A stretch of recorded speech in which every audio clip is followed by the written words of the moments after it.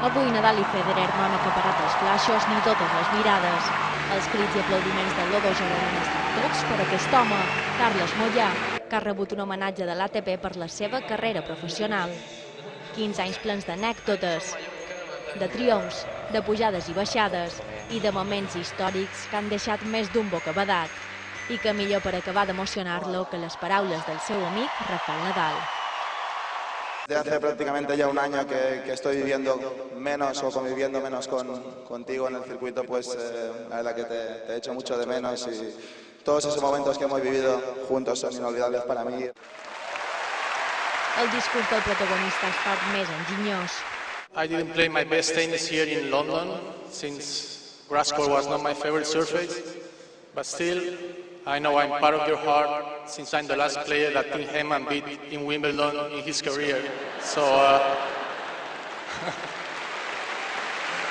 it's an honor for me to be here today. So thank you so much, and for my Spanish fans, hasta luego, Lucas. Thank you.